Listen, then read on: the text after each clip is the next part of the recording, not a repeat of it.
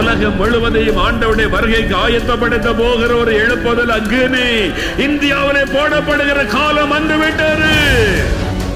ஒரு பக்கம் எழுப்புதல் நடக்கும் பொழுது இன்னொரு பக்கம் உபத்திரவத்தை சந்தித்து தான் ஆக வேண்டும். அதற்கு மத்தியில எனக்காக நெருக்க ஆயத்தமா?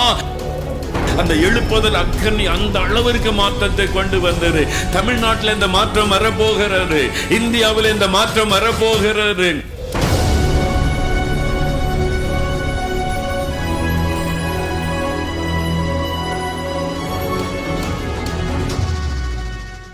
எழுப்புதலுக்கு தேவன் பயன்படுத்துகிற ஊழியர்கள், அந்த ஊழியர்களுக்காக ஜெபிப்பது, அது ரொம்ப முக்கியமான ஒரு காரியம். பழைய ஏற்பாட்டு காலத்துல தேவனுடைய ஆலயம் இருந்தது. அதில் பிரதான ஆசாரியர்கள், லேவியர்கள், அவங்க தேவாலயத்தை சுற்றி தான் அந்த ஊழியம் இருந்தது. அதுதான் பழைய ஏற்பாட்டு கால ஊழியம். புதிய ஏற்பாட்டிலே நம்ம வரும்போது வேதத்தில் எபேசியர் 4 சொல்லப்பட்டபடி 5 விதமான ஊழியங்கள்: அப்போஸ்தலர்கள், தீர்க்கதரிசிகள், சுவிசேஷகர்கள், அப்புறம் மேய்ப்பர்கள், போதகர்கள். 5 விதமான ஊழியங்கள். இப்போ நடந்து கொண்டிருக்கிறது 5 விதமான ஊழியங்கள். புதிய ஏற்பாட்டில் எழுப்புதலின் விளைவாக உண்டான புதிய ஊழியங்கள். அதைத்தான் அப்போஸ்தலர் நடபடிகளிலே நம்ம பார்க்கிறோம். இந்த 5 விதமான ஊழியங்களும் நிறைவேறினதை அப்போஸ்தலர் நடபடிகளிலே பார்க்க முடியும். இப்பவும் அந்த மாதிரி ஊழியம் நடக்கிறாரு. இந்த ஊழியர்களை தான் ஆண்டவர் பயன்படுத்தி எழுப்புதலை பரவ செய்தார். அப்போஸ்தலர் நடபடிகள் 2 உண்டான எழுப்புதல் ஆசியா கண்டம் முழுவதிலும் பரவினது, ஐரோப்பா கண்டம் முழுவதிலும் பரவினது. இதுல சுவிசேஷகர்களை கர்த்தர் பயன்படுத்தினார். பிலிப்பு என்கிற சுவிசேஷகன் அப்போஸ்தலர் 8 சமாரியாவில் போய் பலத்த அற்புதங்களை செய்த போது அநேகர் ரட்சிக்கப்படுகிறார்கள். ஸ்தேவான் அவர் ஒரு சுவிசேஷகர் தான். அவர் ஒரு சுவிசேஷ ஊழியத்துக்கு அழைக்கப்பட்டவர். இது மாதிரி சுவிசேஷகர்கள், மெய்ப்பர்கள், அப்போஸ்தலர்கள், சில அகபு என்கிற தீர்க்கதரிசி. நீங்க அப்போஸ்தலர் நடபடிகள் 13 வாசிக்கும் போது பவுல், பர்னபாலாம் தீர்க்கதரிசிகளாகவும் போதகர்களாகவும் இருந்தாங்க. ப்ராஃபட்ஸ் அண்ட் டீச்சர்ஸ் 2 விதமான ஊழியத்தை சபையிலே நிறைவேற்றினார்கள் என்று வேதத்தில் நமக்கு சொல்லப்பட்டு இருக்கிறது. இதான் அந்த புதிய ஏற்பாட்டு காலத்தில் உள்ள ஊழிய அழைப்பு. இதே மாதிரி தான் இப்பவும் இந்த உலகத்துல அப்போஸ்தலர்கள் இருக்கிறாங்க, தீர்க்கதரிசிகள் இருக்கிறாங்க, மெய்ப்பர்கள் இருக்கிறாங்க, சுவிசேஷகள் இருக்கிறாங்க, நல்ல போதிக்கிறவங்க இருக்கிறாங்க. அப்போ இவங்கள தான் எழுப்புதல் திட்டத்துல தேவன் முதன்மையாய் வைத்து பயன்படுத்துகிறார். எல்லாரையும் ஆண்டவர் பயன்படுத்துகிறார். ஆனா தலைமையில் இருக்கிறவங்க இந்த ஊழியர்கள் தான். மொழி நேர ஊழியத்திற்கு அழைக்கப்பட்ட ஊழியர்கள். அவங்க எப்படிப்பட்டவங்களா இருக்கணும்? எழுப்புதல் காலத்துல அப்போஸ்தலர் நடபடிகள்ல அவங்க எப்படி செயல்பட்டாங்க? இதைத்தான் நம்ம கவனமாய் பார்க்க வேண்டும். வேத புஸ்தகத்துல கலாத்தியர் 5 22, 23 வாசித்தா ஆவியின் வரங்கள் 9 காரியம் சொல்லப்படுகிறது. அதே மாதிரி 1 கொரிந்தியர் 12 8 முதல் 10 வசனங்கள் வாசித்தால் ஆவியின் வரங்கள் 9 சொல்லப்படுகிறது. நான் இந்த நாட்களில் இதை குறித்து தியானித்து ஜெபித்த போது முதலாவது ஊழியர்களை குறித்து செய்தி. இதுல ஊழியர்களுடைய கனிகள் 9. நான் அறிந்த அளவில் வேத புஸ்தகத்திலிருந்து அப்போஸ்தலர் நடபடிகள்ல இருந்து ஊழியர்களுடைய கனிகள் 9. இந்த ஊழியர்கள் இப்படி இருந்தாதான் எழுப்புதல் பரவி செல்ல முடியும். அப்ப நமக்குள்ள ஒரு மனம் திரும்புதலும் அர்ப்பணிப்பும் அவசியம். அப்ப ஆண்டவர் என்ன எதிர்பார்க்கிறார்? பவுல் சொல்றார் பாருங்க, 2 கொரிந்தியர் 8, 20, 21 வாசிங்க. உண்மை உள்ளவர்கள் ஃபைட்ஃபுல், கர்த்தருக்கு உண்மையா இருக்கணும், ஜனங்களுக்கு உண்மையா இருக்கணும், காணிக்கை கொடுக்கிற மக்களுக்கு உண்மையா இருக்கணும், நமக்காக ஜெபிக்கிற மக்களுக்கு உண்மையா இருக்கணும், ஆண்டவருடைய அழைப்பில உண்மையா இருக்கணும். எங்கள் ஊழியத்திலே சேர்க்கப்படும் இந்த மிகுதியான தர்ம பணத்தை குறித்து ஒருவனும் எங்களை குற்றப்படுத்தாதபடிக்கு நாங்கள் எச்சரிக்கையா இருந்து கர்த்தருக்கு முன்பாக மாத்திரம் அல்ல மனுஷருக்கு முன்பாகவும் யோக்கியமானவர்களை செய்ய நாடுகிறோம். நிறைய பணம் வருது, காணிக்க தர்ம பணம் சேகரிக்கிறார் பவுல். அவர் சொல்லுகிறார், நாங்கள் உண்மை உள்ளவர்கள், இந்த பணம் ஆசைப்பிடித்து அதில் கை வைப்பவர்கள் அல்ல. ஆனா ஜனங்களுக்கு அது தெரியணும். தேவனுக்கு முன்பாக மாத்திரம் அல்ல, எங்களுக்கு காணிக்கை கொடுக்கிற இந்த மனிதர்களுக்கு முன்பாகவும் நாங்கள் உண்மையும் உத்தமாய் செயல்படுவதில் ஜாக்கிரதையாய் இருக்கிறோம். காணிக்கைக்கு கணக்கே கூடாது, கேட்காம நம்ம சொல்லிடணும். இவ்வளவு பணம் வந்துச்சு, இவ்வளவு செலவு பண்றோம், இன்னொன்னு ஊழியத்துக்கு இவ்வளவு செலவு பண்றோம் சொல்லணும். மக்களுக்கு தெரியணும் இது யாருக்கு, இந்த பில்டிங் யாருக்கு, இந்த சொத்தை யாருக்கு, மோகன்லாச சொல்லணும். நீங்க கடல தேவனுடைய ராஜ்யம் போயிட்டா இது யாருக்கு சொந்தமாகும்? உங்க குடும்பத்துக்கா? யாருக்கு சொந்தம்? இது கர்த்தருக்கு சொந்தம். எங்க குடும்பத்தார் யாரும் உள்ள நுழைய முடியாது, அப்படிதான் எழுதி வச்சிருக்கிறோம். இதுக்குள்ள என் குடும்பத்தாரோ என் மனைவி குடும்பத்தாரோ உள்ள நுழைய முடியாது. இந்த கட்டடங்கள் இதுக்குள்ள எல்லாமே இயேசுவுக்கு தான் சொந்தம். என் குடும்பத்தார் யாரும் நுழைய முடியாது. இது எங்க சொத்தனை ஒருத்தர் நுழைய முடியாது. இது கர்த்தருக்குரியது. வெளிப்படையா நிக்கணும், சொல்லணும். ஊழியத்துல வெளிப்படைத்தன்மை வேணும். இது யார் பேர்ல இருக்குது, இது யாருக்கு சொந்தம், இது யாருக்கு சொந்தம், அதுக்கு பிறகு யாருக்கு சொந்தமாகும். என்ன சொல்ல போனா, ஒருவேளை எனக்கு கர்த்தர் முந்தி எடுத்துட்டாரு வருகைக்கு முன்னால, இங்க ட்ரஸ்டீஸ் சரியில்லை சண்டை போடுறாங்க அப்படின்னு சொன்னா, கவர்மெண்ட் தலையிட்டு இதை எடுத்து இதே மாதிரி சுவிசேஷ ஊழியம் செய்யற இன்னொரு ஊழியத்துக்கு கொடுத்துருவாங்க. அரசாங்கம் தொட முடியாது. அப்படிதான் எழுதி வச்சிருக்கிறோம், பதிவு பண்ணி வச்சிருக்கிறோம். அல்லேலூயா சொல்லுங்க. இது எங்க அண்ணன் சேர்த்த சொத்து, நான் உள்ள வருவேன். இது எங்க மாமா சேர்த்த சொத்து, எங்க சித்தப்பா சேர்த்த சொத்து, நான் வருவேன். ஒருவர் உள்ள நுழைய முடியாது. இது கர்த்தருக்கு சொந்தம். உங்க சபை கட்டடம் யாருக்கு சொந்தம்? உண்மையா இருக்க பழகுங்க, உண்மையா இருக்க ஒப்பு கொடுங்க. இந்த பண காரியத்துல உண்மை இல்லாட்டா தேவன் எப்படி பெரிய பொறுப்பு உங்கள்கிட்ட தருவாரு? அழிஞ்சு போகிற இந்த பொருளுக்காக உண்மை இல்லாம நடந்தா கர்த்தர் எப்படி நம்ம ஆசீர்வதிக்க முடியும்? உண்மையா இருக்க அர்ப்பணிங்க. மக்களுக்கு உண்மையை வெளிப்படுத்துங்க. வெளிப்பட தன்மையோட ஊழியம் செய்யுங்க. பணத்தை நிர்வாகம் பண்ண ஆட்களை நியமிங்க. சர்ச்சில் உண்மை உள்ள ஆட்களை கண்டுபிடிங்க, அவங்ககிட்ட பொறுப்பு கொடுங்க. ஆண்டவர் எனக்கு சொன்னார், பணத்தை தொடாத, அதுல கை வைக்காத, மற்ற பொறுப்புகளை நீ செய்யாத. உன் வேலை ஜெபிக்கிறது, சுவிசேஷ அறிவிக்கிறது. உன் வேலை ஜெபிக்கிறது, எழுப்புதல் திட்டத்தை நிறைவேற்றது, அவ்வளவுதான். இந்த நிர்வாகம் அதெல்லாம் மற்றவங்கிட்ட கொடு, அவங்க பாப்பாங்க, அவங்கள நம்பு. சில குறை இருக்கதான் செய்யும், அவங்ககிட்ட விட்டுரு. நீ அந்த பாரத்தை சுமக்காத. அதனால்தான் எல்லாத்துக்கும் ட்ரஸ்டீஸ் இருக்காங்க, லீடர்ஸ் இருக்காங்க. பொறுப்பை விட்டுட்டேன், நான் ஃப்ரீ. நான் என்ன வேலை ஜெபிக்கிறது, சுவிசேஷ அறிவிக்கிறது, ஜெபிக்கிறது, எழுப்புதல் திட்டத்தை நிறைவேற்றுவது, ஜெபிக்கிறது, வசனத்தை போதிக்கிறது, அவ்வளவுதான் என்னுடைய வேலை. நீங்க காணிக்கை கொடுத்தா 1 லட்சம் கொடுத்தாலும் 10 லட்சம் கொடுத்தாலும் அது அவர் கையில, மேனேஜர் கையில ஒப்படைச்சிருவா. அட்ரஸ் இதுதான், பதில் கடிதம் அனுப்பணும், ரசீது போடுங்க, கரெக்டா செய்யுங்க, அவ்வளவுதான். அது எனக்கு பொறுப்பு அல்ல, அது ஊழியத்துக்குரியது. அந்த பாரத்தை நான் எடுப்பதில்லை. நீ எவ்வளவு காணிக்கை கொடுத்தாலும் கொடுத்துட்டு போயிட்டே இருப்பேன். நான் சொல்லுவேன், அவங்ககிட்ட கொடுங்க, மேனேஜர் கையில கொடுங்க, ரசீது அனுப்புங்க. பணத்தை கரெக்டா செலவு பண்றான்னு பாக்குறதா என் வேலை. அதை வச்சு செலவு பண்றது என் வேலை கிடையாது. இங்க உள்ள நிர்வாகம் நிறைய ஊழியம் நடக்கிறது. ஒன்னொன்னுக்குள்ள போய் நான் பார்ப்பதல்ல. எப்போதோ ஒரு நாள் போய் ஒழுங்கா நடக்குதான்னு கவனிப்பேன், அவ்வளவுதான். அந்த பாரத்தை நீ எடுக்காதன்னு ஆண்டவர் சொல்லிவிட்டார். அதுவல்ல என்னுடைய பாரம். என்னுடைய பாரம் என் தேசம் ரட்சிக்கப்படணும், எழுப்புதல பார்க்கணும், என் தேசத்துல வரப்போகிற எழுப்புதல பார்க்கணும். அது ஒன்றுதான் என்னுடைய பாரம், என்னுடைய காரியம் ஜெபம். வேற காரியம் எனக்கு முக்கியம் அல்ல. அப்படிதான் அப்போஸ்தலர் இருந்தாங்க, உண்மையா இருந்தாங்க, உத்தமமா இருந்தாங்க. கடைசியாய் 9வது அவங்க எப்படி ஊழியம் செய்தாங்க தெரியுமா? வெளிப்பாடுகளோடு ஊழியம் செய்தாங்க. ஊழியர்கள் கவனிங்க, சுவிசேஷகரா இருந்தாலும், மேய்ப்பரா இருந்தாலும், நீங்க டீச்சரா இருந்தாலும், அப்போஸ்தலரா இருந்தாலும் எப்படி ஊழியம் செய்யணும்?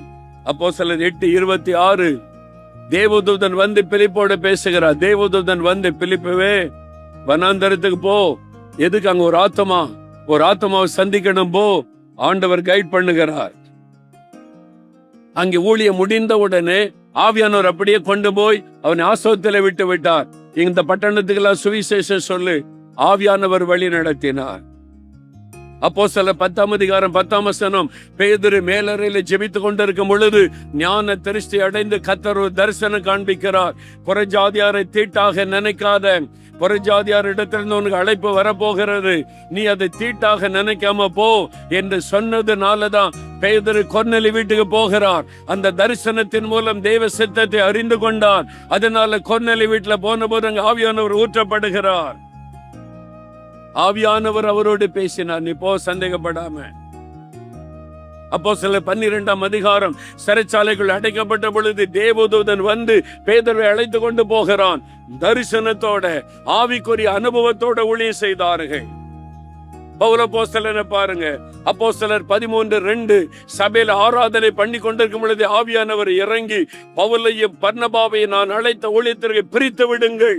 ஆவியானவர் பேசுகிறார். உங்க சபையில் ஆவியானவர் பேசுகிறாரா? ஆராதனையில தீர்க்க தரிசனம் வெளிப்படுகிறதா? உங்க ஆராதனையில ஆவியானவர் இறங்கி பேசுகிறாரா? ஏன் பேசவில்லை? பாட்டு இருக்குது, மியூசிக் இருக்குது, எல்லாம் இருக்குது, ஆவியானவர் பேசலையே. அன்னைக்கு ஆதி திருச்சபையில ஆவியானவர் இறங்கி பேசினார். ஏன் சபையில இன்னைக்கு ஆவியானவர் பேச மாட்டேங்கிறாரு? நம்ம பேச விடுவதில்லை. ஆவியானவர் பேசினா நம்மளை கரெக்ட் பண்ணிடுவாரு, நம்மளை குறை சொல்லிடுவார்னு அதை நாங்க நம்புறதே இல்லை. தீர்க்க தரிசனத்தை நம்புறதே இல்லை. அப்படின்னு முடங்கி கிடக்கிற மக்கள் தான் அதிகம். ஆவியானவர் இறங்கி அந்தியோகியா பட்டணத்துல பேசுகிறார். சபையில ஆவியானவர் நடத்துகிறார். அப்போஸ்தலர் 16:9, அடுத்து எங்க ஊழியத்துக்கு போவது? பவுல் தடுமாறுகிறார். இங்க போக வேண்டாம், ஆண்டவர் தடுக்க, ஆவியானவர் நடத்துகிறார், தடுக்கிறார். இங்க போகாத, இங்க போகாத. அப்ப எங்க போன ஆண்டவரே? இரவிலே தரிசனம், மக்கதோனியாவுக்கு போங்கள். தரிசனம், தரிசனம் பெற்று ஊழியம் செய்தார்கள். அப்போஸ்தலர் 18:9-10, பவுலுக்குள்ள ஒரு பட்டணத்தில் ஊழியம் செய்த போது பயம் வருகிறது. இது பெரிய பட்டணமா இருக்குது, நான் ஒரு சின்ன ஒரு ஊழியக்காரனா நிற்கிறேன். இந்த பட்டணத்தில் விக்கிரங்கள் எல்லாம் பெருகி இருக்கிறது, மக்களை பார்த்தா பயமா இருக்குது, என்ன செய்வது? ராத்திரியில கர்த்தர் தரிசனமானார். பவுலே, பயப்படாம பேசு, நீ தைரியமா பேசு, நான் கூட இருக்கிற இந்த பட்டணத்தில் எனக்கு அநேக ஜனங்கள் உண்டு. கர்த்தர் பேசுகிறார், பேசணும், கர்த்தர் பேசணும். மியான்மர் தேசத்துக்கு முதல் முறை போன பொழுது நான் சொன்ன, ஆண்டவர் நடுராத்திரில எழுப்பி என்னை ஜெபிக்க வைத்தார். இந்த எழுப்புதல் வரும், இந்த எழுப்புதல் தேசம் எல்லாம் பரவும். நான் சொன்னேன், முதல் முறை நான் வந்திருக்கிறேன், இந்த நாட்டை பற்றி இவ்வளவு நீங்க சொல்றீங்களா ஆண்டவரே, இதுக்கு எனக்கு ஒரு அடையாளம் வேணும். நான் தொடர்ந்து வரணும், தொடர்ந்து இங்க ஜப கூட்டத்தை நடத்தணும், எழுப்புதலுக்காய் பிரயாசப்படணும். ஆனா எனக்கு ஒரு அடையாளம் வேணும், அப்பதான் நான் உறுதியா நின்று செய்ய முடியும். ஆண்டவர் சொன்னார், ஒரு அடையாளம் உனக்கு தருகிறேன். என்ன ஆண்டவரே? எப்பொழுதும் நீ பிரசங்கம் முடித்து வசனத்தை சொல்லி முடித்து ஜெபிக்கும் போது அற்புதம் நடக்கும். ஆமேன். சாட்சிகள் வரும். ஆமா, இன்றைக்கு ஒரு அடையாளம், நீ பிரசங்கம் பண்ண ஆரம்பிக்கிறதுக்கு முன்னாலேயே அற்புதங்கள் நடக்கும், சப்பானிகள் நடப்பாங்க, வியாதியஸ்தர் சுகமாவாங்க, நான் அற்புதம் செய்வேன், அதுதான் உனக்கு அடையாளம். அதே மாதிரி கர்த்தர் செய்தார். மியான்மர்ல கடைசி நாள் கூட்டம், ஆயிரக்கணக்கான மக்கள் வந்திருந்தாங்க. பிரசங்கத்தை ஆரம்ப ஜபத்திலேயே சப்பானிகள் நடக்க ஆரம்பிச்சாங்க, அந்த வியாதியஸ்தர் சுகமாக ஆரம்பிச்சாங்க, கேன்சர் மறைய ஆரம்பித்தது. ஜனங்கள் மகிழ்ச்சியோடு சாட்சி சொன்னாங்க. ஆண்டவர் அதை நிரூபித்து காண்பித்தார். அடையாளத்தை தருகிற தேவன். தரிசனத்தை பெற்றுக்கொண்டு ஊழியம் செய்யணும். தேவ தரிசனம். அப்போஸ்தலர் 23:11 பவுல் கலங்கி நிற்கிற சமயம் வேதம் சொல்லுகிறது, கர்த்தர் அருகிலே நின்று, கர்த்தர் அவன் அருகிலே நின்று பேசினார். பவுலே, பயப்படாத, நீ பயப்படாத, நான் கூட இருக்கிறேன். தரிசனம். ஆண்டவரை தரிசித்து கர்த்தருடைய வார்த்தையை கேட்டு கேட்டு கேட்டு ஊழியம் அவர் செய்தார். இந்த முறை ஸ்ரீலங்கா தேசம் போன 4 நாள் தொடர்ச்சி உபவாச ஜபம், 4 நாள் உபவாச ஜபம். ஒவ்வொரு நாள் 2 மணி நேரம் டிராவல் பண்ணணும், ஜபம் முடிக்கணும், திரும்பி வரணும், அடுத்த நாள் 2 மணி நேரம் டிராவல் பண்ணணும், வரணும். 4 நாள் தொடர்ச்சி உபவாச ஜபம். நான் முந்தின நாள் ரொம்ப அலைஞ்சு சரீரம் பலவீனப்பட்டு சோர்வோட நான் போயிருந்தேன். ஆண்டோடைய பாத்துல உட்கார்ந்து, ஆண்டவரே 4 நாள் எப்படி செய்ய போகிறேன் எனக்கு தெரியல, தொடர்ச்சியா கூட்டம், தொடர்ச்சியா பிரசங்கம் பண்ணணும், என்ன நடக்கும்? ஆண்டோடத்துல காத்திருந்து நான் இவ்வளவு பலவீனமா இருக்கிறேனே. ஆண்டவர் சொன்னார், மகனை பயப்படாத, நான் உன் பக்கத்துல நிற்பேன், ஒவ்வொரு கூட்டத்துல நான் அற்புதம் செய்வேன்.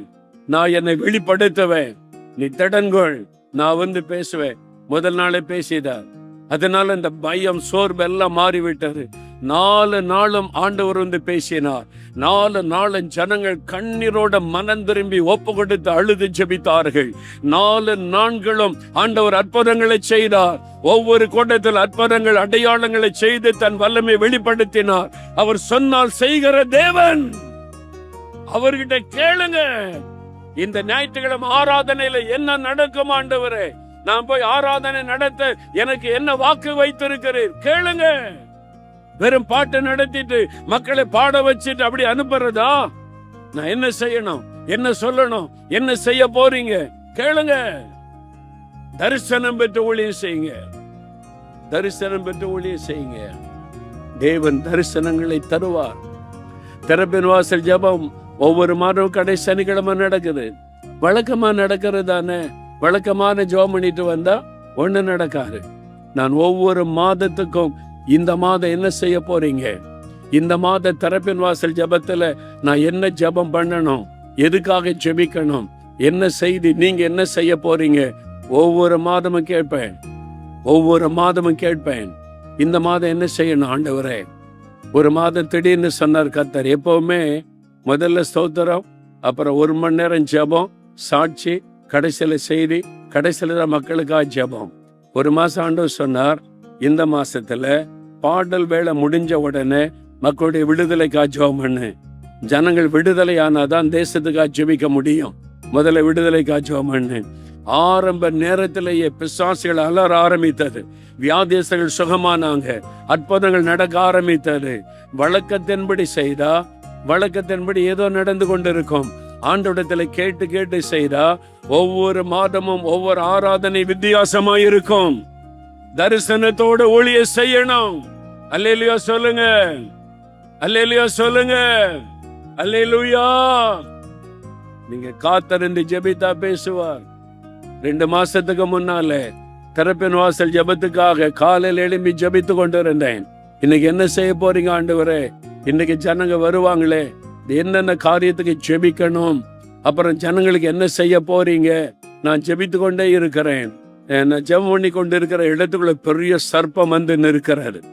நான் பார்க்கிற ஒரு சர்ப்பம் வந்து நிக்கிறது. ஐயோ, எங்க வீட்டுக்குள்ள எப்படி இவ்வளவு பெரிய சர்ப்பம் ஆண்டவரே அப்படின்னு பார்த்தா, ஒரு சர்ப்பம், ஆண்டு சொல்ற சர்ப்பத்தின் ஆவி. இந்த ஆவி, இதுல பாதிக்கப்பட்டவங்க நிறைய பேர் இன்றைக்கு வர போறாங்க. இன்றைக்கு திறப்பின் வாசல் ஜெபத்துக்கு இந்த சர்ப்பத்தின் ஆவினால் பாதிக்கப்பட்டவங்க, நீ அதை கடிந்து கொண்டு அது எரிக்கப்பட்ட ஜெபம் பண்ணு.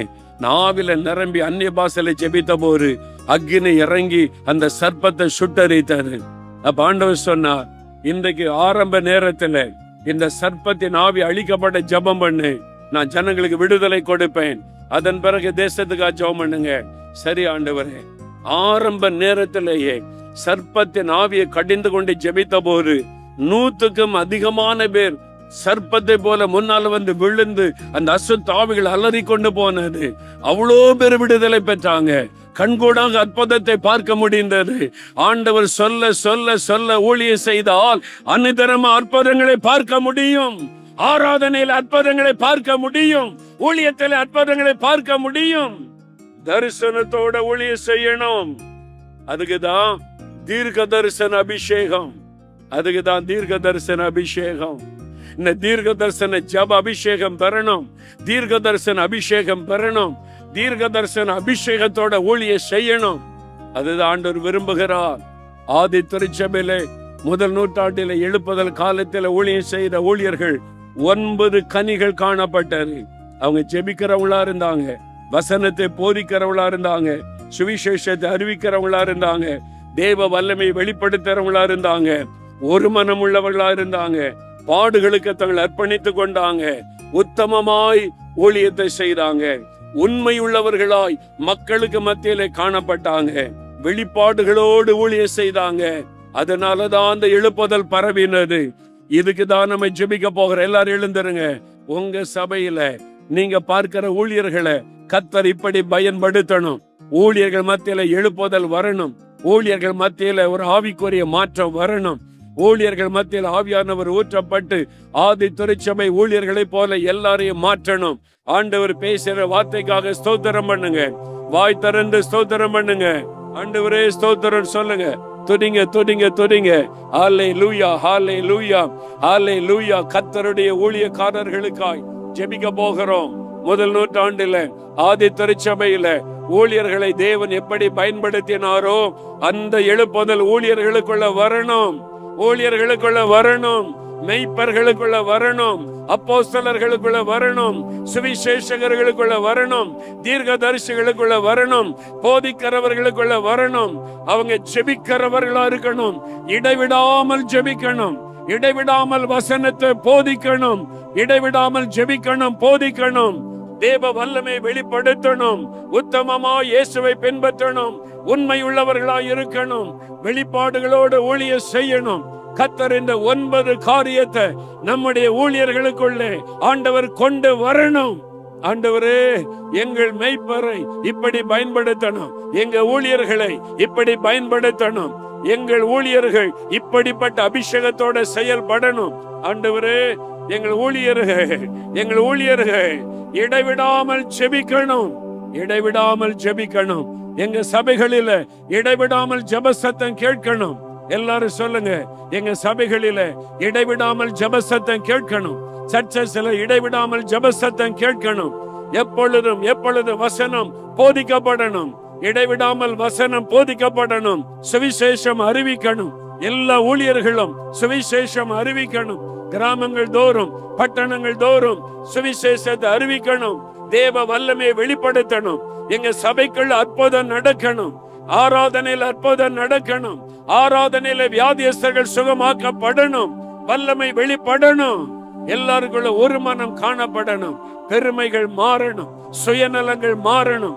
தேவனுடைய ராஜ்யத்தை கட்டுகிற ஒரு மனம் உண்டாகணும். ஆண்டவரே, பாடுகளுக்கு அர்ப்பணிக்கணும். பாடுகளுக்கு என்று பயப்படக்கூடாது. பாடுகளுக்கு அர்ப்பணிக்கணும். அந்த இருதயத்தை தாரும். உத்தமமாய் உம்மை பின்பற்றணும். உத்தமமாய் குற்றம் சாட்டப்படாத வாழ்க்கை வாழணும். குற்றம் சாட்டப்படாத ஊழியம் செய்யணும். ஜெபிங்க. உண்மை உள்ளவர்களாய் இருக்கணும். உண்மை. ஆண்டவரே, வெளிப்பாடு பெற்ற ஊழியம் செய்யணும். வெளிப்பாடு பெற்ற ஊழியம் செய்யணும். ஜெபிங்க. ஹல்லேலூயா. ஆண்டவரே, எங்க தமிழ்நாட்டுல, எங்க இந்தியாவுல எல்லா ஊழியர்களையும், மெய்ப்பர்களை, சுவிசேஷகர்களை, தீர்க்கதரிசிகளை, போதிக்கிறவர்களை, அப்போஸ்தலர்களை ஆதி திருச்சபையில நீர் பயன்படுத்தின ஊழியர்களை போல பயன்படுத்தணும். அவங்களுக்குள்ள ஒரு ஜெப அபிஷேகம் வரணும். போதிக்கிற அபிஷேகம் வரணும். சுவிசேஷத்தை அறிவிக்கிற அபிஷேகம் வரணும். உண்மையும் உத்தமமாய் பின்பற்றணும். பாடுகளை சகிக்கணும். ஆண்டவரே, வெளிப்பாடுகளோட ஊழியம் செய்யணும். அந்த அபிஷேகம் இறங்கட்டும். கர்த்தர் அப்படியெல்லாம் செய்ய போகிறார். ஆமென். For further details and prayer support, contact Jesus Redeems Ministries, Nalumavudi, Thuthukudi District, 628-211. Our phone number 04639 353535. info@jesusredeems.org. Our website www.jesusredeems.com. God bless you.